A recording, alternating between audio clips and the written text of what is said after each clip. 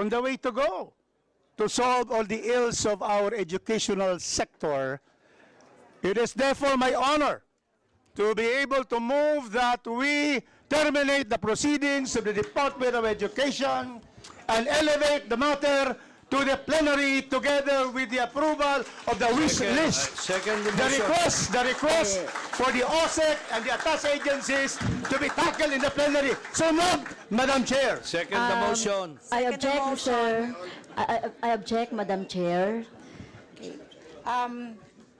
Before we deal with that motion, the Chair, with all due respect to the manifestation of His Honor Congressman Rufus Rodriguez, the Chair would like to manifest that there are 22 members who wish to ask question or give manifestation for today's budget hearing despite the bad weather.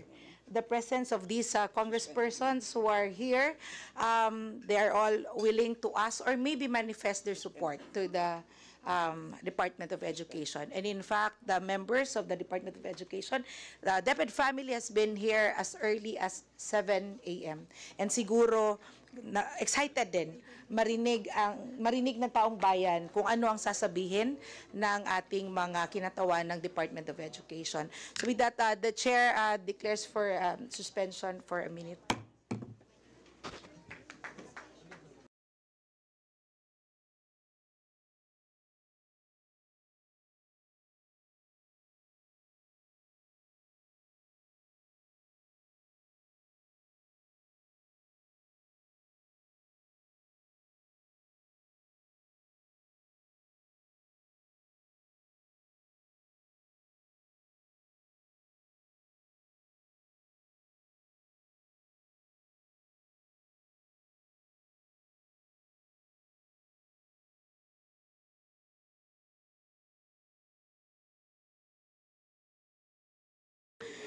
To the member of the minority, the Chair now recognizes Deputy Minority Leader Franz Castro for her interpellation. Thank you, Madam Chair. So, in fairness naman kay Secretary Angara po, teacher pa lang ako, talagang malalim na yung pinagsamahan ng ACT with Secretary Angara. Very accommodating, yung kanyang mga bills related to welfare, salary of teachers, ay talaga namang sinusuportahan niya ng mga teachers. Ngayong secretary na siya, mukhang mas maganda ito kaysa nung nakaraan. Nakita naman natin, mamaya yung performance sa COA, malalaman natin. So, talagang wini-welcome naman po ng mga teachers, Secretary Angara. Okay? Kaya lang, Mr. Chair, nakakalungkot, medyo iniwanan siya ng maraming problema ni Vice President Sara Duterte. Lalong-lalo na po itong matatag curriculum, Mr. Chair, gusto ko lang malaman, direkta na to, although pinag-uusapan na namin ito sa Committee on Basic Education, pero gusto ko pa rin direktang masabi kay Secretary Angara, yung nagiging problema ng teachers dito sa iniwan na problematic na curriculum ng nakaraang administration, Mr. Chair, kaugnay doon sa 7 to 8 loads ng mga teachers natin sa high school, Mr. Chair. So, kailangan talaga, Madam Chair, kailangan talagang immediately i-review ito. Biro niyo po, Mr. Chair, and Madam Chair and Mr. Secretary, 7 to 8 loads ang mga teachers. Ibig sabihin nito sa high school, nagtuturo sila ng tigpo 45 minutes na ang haba-haba po, no, nung talagang minaximize po yung 6 hours. Gusto rin ko pong linawin itong National Mathematics Program at saka yung National Reading Program po. Kailangan malinaw din po ito kasi doon sa inilabas na frequently asked questions, nandito pa rin po ito. Pangalawa, yung implementation ng matatag curriculum ay in phase dapat yun, Mr. Chair, pero parang fully in-implement this school year. Kaya hirap na hirap yung ating mga teachers maka-cope up dito sa ini-implement na ito. Baka pwedeng i-suspend itong matatag curriculum. Anyway, Mr. Chair, Mr. Secretary, hindi niyo naman ito program, no? Iniwanan kayo ng nakaraang administration ng ganitong problema.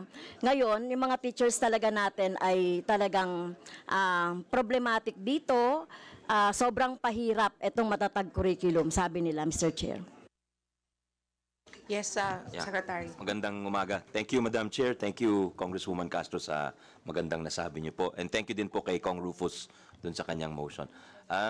Madam Chair, ang thinking dito ang pag-iisip namin dito sa matatag curriculum, yung sa 45-minute lessons, dahil na ma-maximize po yung learning time at yun daw ang optimal na learning time for a student to learn.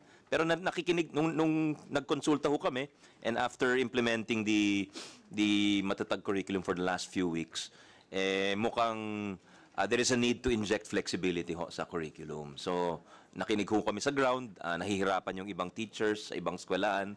So, meron kaming piniprepare na department order to inject flexibility, meaning balik tayo dun sa 6 na tigo 1 hour, depending na sa school setting ho, ma'am. So, yun po ang naisip namin. At we're just going to hold maybe 1 or 2 more consultations. But there is already a draft department order on this. Nakinig ho kami dun sa hinaing ng ating mga teachers. Thank you po. Thank you, Mr. Chair, Madam Chair. Sa elementary po, grade 1, 2, and 3, na hindi lumilipat ng classroom, okay lang siguro yung 40-45. Pero sa mga intermediate, grade 4 hanggang grade 10 o hanggang grade 12, lumilipat siya ng classroom. Kaya yung si teacher. Kaya makikita nyo sa mga memes, talagang lumilipad si mga teacher, nagbumotor na, mga ganun, mga joke lang. So, yun po yung problema natin. So, I'm glad, no, maibabalik, magiging flexible. So, yun po yung inaantay na nasagot ng ating mga teachers. Ito pong NMP at saka yung NRP, pwede bang pakilinaw po ito, Madam Chair? Secretary. Thank you, Cong Castro. Ang sabi is maglalabas ho kami ng polisiya dyan, but maybe Yusek Gonong can further explain the thinking behind this and where we are right now. Yusek Gina. Thank you, Sec. Madam Chair, Your Honor, yung National Reading at saka National Math Program po, given the feedback from the field on our previous programs like Catch Up Fridays, yung draft po namin ng reading at saka math programs, kailangan pa po namin idaan uli sa isang pang-konsultasyon para hindi na po maulit yung lahat ng mga hindi magandang feedback na nangyari dun sa ating Catch Up Fridays. I know, yung NMP tsaka NRP po. Ano Apo. po yung plano ninyo doon? Apo. Alam ko meron kayong dialogue ngayon with the teachers and other Bukas po. stakeholders. Bukas. Okay, so ano po yung plano dito? Kasi magiging parang ang magiging nito po, magiging parang Catch Up Friday din. Yun ang magiging kalalabasan nitong NMP tsaka NRP. Your Honor, we are following your suggestions and the suggestions of others to provide flexibilities also in the implementation of the National Reading and the National Math Program. So katulad po ng sinabi nyo nung mga nakaraang hearing, pwede ang isang flexibility niyan ay integrated sa time allotment ng math at saka English, ang ating math at saka reading program. Pwede rin pong gawin yung pull-out strategy kung kaya naman ng mga schools, or pwede din po ang additional time allotment kung kaya po ng ibang mga schools. So we're giving flexibilities, ma'am, based on our discussions with you and others. Salamat po. Thank you, Madam Chair. Second po, ito na po yung exciting part. Yung mga COA report po at saka yung COA observation as regard to computerization. Medyo mahalaga sa akin to, Madam Chair and Mr. Secretary, dahil gusto natin talaga mabigyan talaga ng mga laptop, no, mga computer yung ating mga teachers. Okay? So according to the observation of COA, Madam Chair, report page 229, DepEd CAR 2023, nakalagay po diyan yung observation ng COA regarding doon sa computerization program ng 2023. Medyo mahabang banggitin, kulang na po ako sa time. Can the DepEd please update us on the status of its various computerization programs? So alam ko may mga delays according dito sa COA report.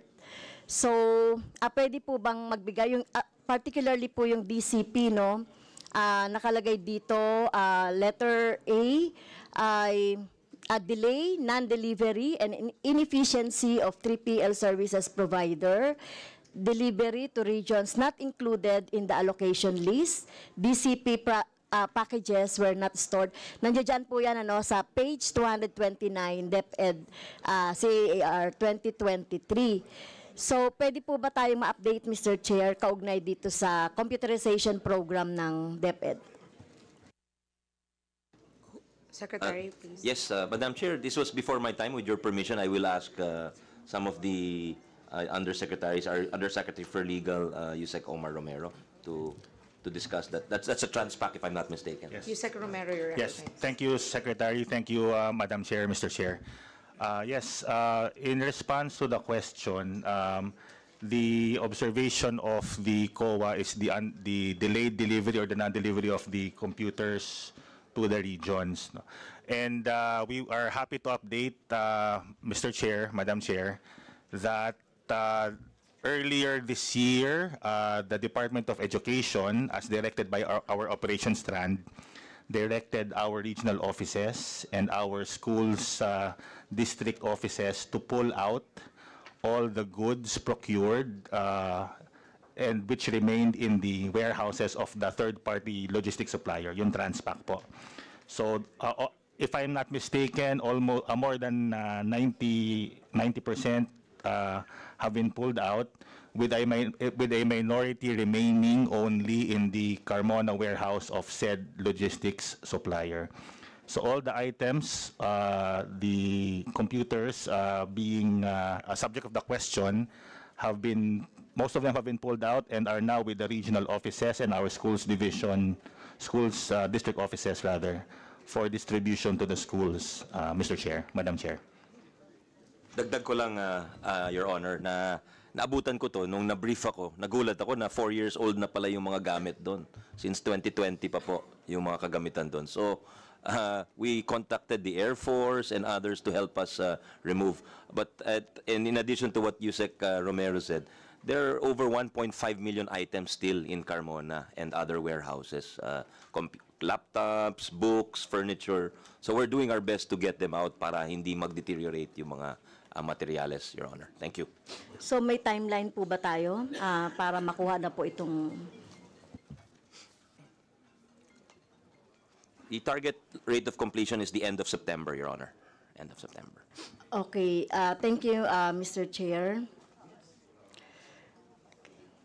Ito naman po, Mr. Chair, isa rin sa COA no, na report na nakuha natin. So, ito po, no, yung tungkol sa mga unpaid remittances to BIR, GSIS, PhilHealth, Pag-ibig, and other social and health systems. So, siyempre, in fairness kay Secretary Angara, no, so wala pa siya nito. Dun sa last administration. For the record, Madam Chair, based on DepEd CAR 2023 as of December 31, 2023, DepEd has unremitted taxes and premiums in the following amounts. So due to BIR, withholding taxes, 1,136,199,728.37. Sa GSIS naman po, 3,100,914,964. Mahalaga po itong GSIS dahil po pag na-late ang remittance ng premium loan sa GSIS, ang tatamaan po ng mga interest ay ang mga teachers o ang mga non-teaching personnel na nag-loan or gulang ng prima. Due to PhilHealth po, Madam Chair, 503,405,756.23. Sa Pag-ibig naman po, Madam Chair, ay 182,541,757. So, a total of 5 billion po, Madam Chair, Mr. Secretary, ang hindi po nare-remit due to the mandatory obligation po. So take note po, no? Ako po ay mga teachers ito na mga non-teaching personnel na kung hindi nababayaran ng tamang oras, may sa batas po ng GSIS, a month after na matapos yung month, dapat ay nakapagbayad na. Otherwise, meron na po itong interest and surcharge against the account of the teachers or the non-teaching personnel. Ano po yung status nito, Madam Chair? Madam Chair, with your permission, this is ongoing reconciliation, but I'll ask you, Sec. Ann Sevilla, to explain it.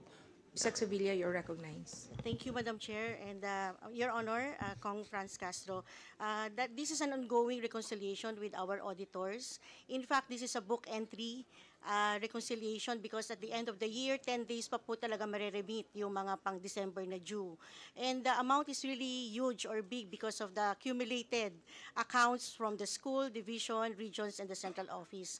But as of today, Madam Chair, ay wala po tayo na natanggap sa COA na rejoinder or anything else na dapat mong gawin from our end. In fact, ongoing din po ang GSIS reconciliation natin in the national headquarters of the GSIS. Pinapupunta na po natin yung mga division offices at saka mga regional offices doon sa GSIS headquarters or main office para po makatch up natin yung mga unreconciled remittances na ito po. That will be the last question from Representative Castro. Last manifestation, and yes, I manifest quickly. for second and third round. Noted. So, Madam Chair, so kailangan natin makakuha ng listahan nito, no, ng mga teachers na affected, especially sa mga regions. Dahil lalabas na naman po dyan, may mga magre-retire na mga teacher na makikita doon sa kanilang record na ganito, hindi nakapag-remit, di ka nakapagbayad, na ang problema po ay nasa DepEd, Madam Chair, tsaka ng GSIS. So kailangan natin makuha, no, yung report nung mga regions na yan. At sana hindi sa teacher tatama, no, yung magiging penalty o surcharge. So yun lang po, Madam Chair. Thank you po. Madam Chair, we will furnish the list to Congresswoman Castro. Thank you. Next to give a manifestation is Representative Rufus Rodriguez from the majority. Thank you, Mr. Chairman. I was the first one to come here at 8:35 in the morning. And I am the first one for the majority. Welcome home, Secretary Sani Angara. This is your home. And to the officials, officialdom of the Department of Education and the attached agencies, and especially to your outstanding regional director of Region 10, Art Bayocot, my partner for education quality, and Superintendent Roy Gaso. Madam Chair, the Constitution, Article 2 on state policies, Section 17, of course, the Constitution has been memorized by Secretary Angara. The entire Constitution, Section 17, states that the state shall give priority to education. So we can do no less. Madam Chair, 2,350 years ago, Aristotle, the tutor of Alexander the Great, the teacher of Plato, who in fact Plato was the student of Socrates, said as early as 350 BC, he said, man by nature desire to know. So that's why when we were small, we asked our tatay, nanay, papa, mama, unsa man ni, ano to? Oh? Because it is innate in us to learn, that is desire.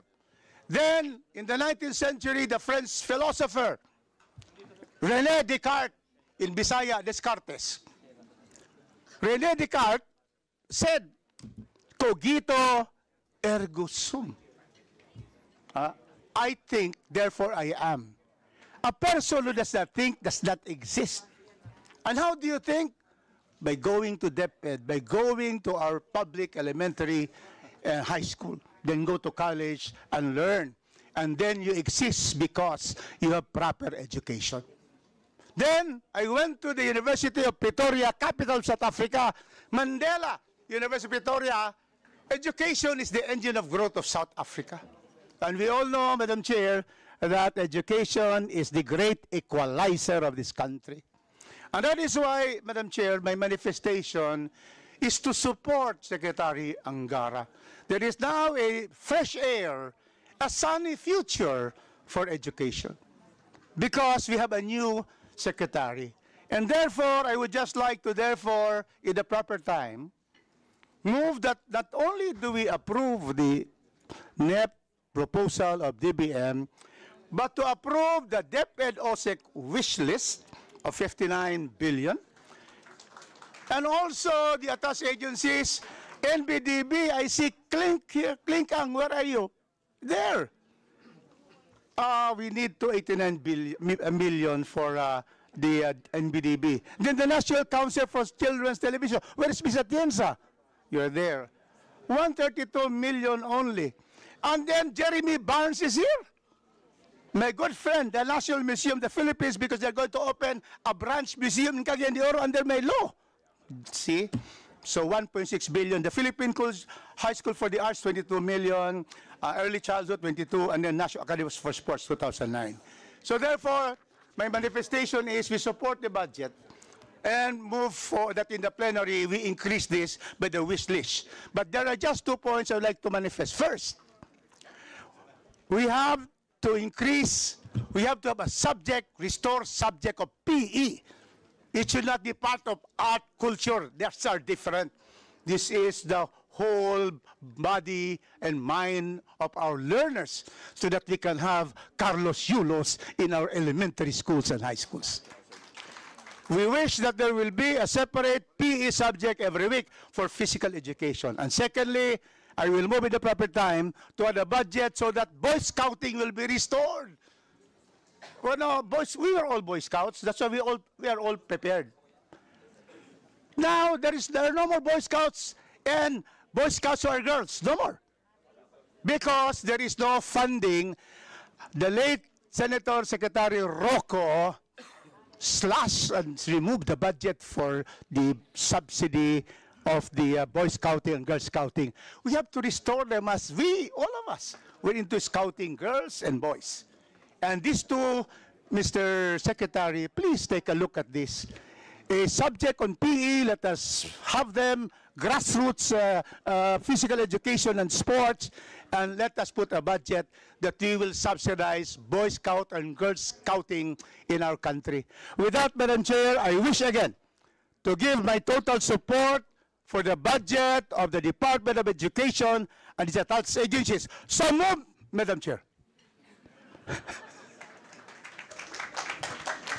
Time. Thank you for the manifestation, Representative Rodriguez. We will deal with that motion at a proper time. Next to ask question is from the minority, Representative Ramon Gutierrez. Thank you, Madam Chair. Good morning po to the Secretary of the Department of Education and the rest of our fellow public servants in the DepEd. Inasmuch as we have the motion was retracted, I would like to, in my own way, honor our time tradition. If the good secretary would allow, I would just direct my questions to his undersecretaries. Certainly. Thank you, Congressman Raj Gutierrez. Thank you very much, Mr. Chair, Madam Chair. Madam Chair, I'd like to direct my question to the Undersecretary for Curriculum and Teaching. Yusek Gonong, you're recognized. Okay. Madam Chair, I made that manifestation because my questions will mostly be about the utilization of 2022 and 2023. Now, Madam Chair, based on reports, on November 21, 2023, the DepEd celebrated Araw ng Pagbasa, and this was spearheaded by the Bureau of Learning Delivery under the Curriculum and Teaching. Is that correct, Madam Chair? That's correct, Madam Chair.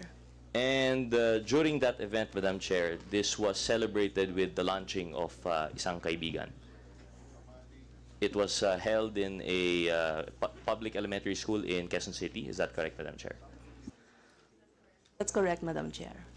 So, Madam Chair, as the USEC being responsible for curriculum and teaching, and by that line of logic, yung Bureau of Learning Delivery, may we ask po, kayo po ba yung responsible for the production of this book, yung Isang Kaibigan?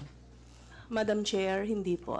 What is the role of the curriculum and teaching strand po in the production and development of Isang Kaibigan?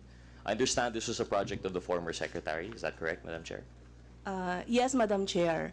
Wala pong role ang Department of Education sa development, reproduction, or printing of Isang Kaibigan storybook. Thank you. Madam Chair, so as per reports, the illustrators were a certain Janina Simbilio and Joseph Kaliner of the Creative Media Unit, Public Affairs of the Service of the Department. Is this report erroneous, Madam Chair? Madam Chair, I have no knowledge of that. No knowledge. Madam Chair, under what department po kaya itong Public Affairs Service of the DepEd? With your permission, Madam Chair, the two are employees of the Public Affairs Service Division of the department, Your Honor. They are employees. Yes, but there is no payment made to them for whatever they did. So it's either they made it gratis or for free, or they were paid on the side. We don't really know because there's no record of official payment to them. But just for the record, they are employees, job order employees of the Public Affairs Service. Is that a bureau? Service. Public Affairs Service of the DepEd, Your Honor. Madam Chair, thank you very much, Mr. Secretary, and apologies you had to answer that. But thank you for the confirmation. So the book there was a hand in the development of the book by employees of the DepEd, although it is probably by gratis or unrelated to their official functions of the DepEd. So that's something to note. So hindi po naman erroneous yung statement ng report na yun. So Madam Chair, prior to its launch, it would be said then that what is the knowledge of the good Undersecretary about this book? Was it the first time for her to find out about Isang Kaibigan during the launching itself? Because it was mentioned na wala po silang kinalaman sa development, but surely, perhaps in the procurement or in the preparation of the program, they have had some knowledge of this book. Yung particular book po, nakita lang namin noong launch, but we know that she's going to read. Kasi po yung program na Araw ng Pagbasa, we do that yearly. And we invite reading ambassadors. So, minsan mga kilalang mga tao, mga officials ng DepEd, nagbabasa po yan sa mga schools. And they can choose the storybook that they're going to read. So, in this Araw ng Pagbasa in a Quezon City school, ang binasa ni VP ay yung kanyang story. I see. So at the time po, Madam Chair, as per the yearly event that you would have, yung reading ambassador is the former secretary. Hindi naman po. Iba-iba po, kasama secretaries, kasama ang mga undersecretaries, assistant secretaries, regional directors, lahat po ini-invite namin actually na maging reading ambassador. But in that instance, at least for Isang Kaibigan, that was the former secretary and that was her choice of book. Her book, Isang Kaibigan. Yes, Your Honor. Madam Chair, is there no role on the part of the DepEd to curate what book would be read for Isang Pagbasa? They leave it totally at the discretion of the reading ambassador po ba? Yes po. We ask the reading ambassadors to pick a book that they want to read as long as the book is appropriate to the level of the learners. In that case po, Madam Chair, how many reproductions of the book would be required for a public reading? Because you mentioned this was not part of the DepEd, so hindi po kayo yung nag-produce ng book na ito. Hindi po. It's a big book po. So kahit na isang book lang po, merong 10 students halimbawa sa harapan ng reading ambassador, malaki yung book, may mga pictures yung book, so yung reader reads the book na nakikita ng mga bata yung illustrations ng book. Madam Chair, but if I recall correctly, and perhaps we can have the Secretariat pull up a picture later on, there were actually multiple copies of the book and each child was holding one. So I would assume that there was some preparation on the part of the department regarding this event. There was a preparation regarding the event, Your Honor, but the distribution of textbooks wasn't done by the Department of Education. The printing, the distribution wasn't done by DepEd. But for the case of that instance po, that event, then there were multiple copies of the book. Wala pong alam po yung curriculum and teaching. Na alam po namin na may mga... about how many books were prepared for that particular event. I understand, Madam Chair, the answer na wala pong kinalaman yung department in the production, supposedly, and development of the book. But we just wanted to know for that particular event. Ang alam ko po, konting-konting copies lang po ang na-ready noon. Kasi nangihingi nga rin po ako ng copy noon, hindi rin po ako nabigyan. Kasi konti lang talaga para dun lang sa mga estudyante na umatendong reading session. So, Madam Chair, okay, thank you. Just to clarify po, no, so no public funds were used in the production of the book. It was not come under any line item, and therefore did not also go through any of the quality assurance and accreditation required under the DepEd. None of that po. That is correct, Madam Chair. Thank you very much, Madam Chair.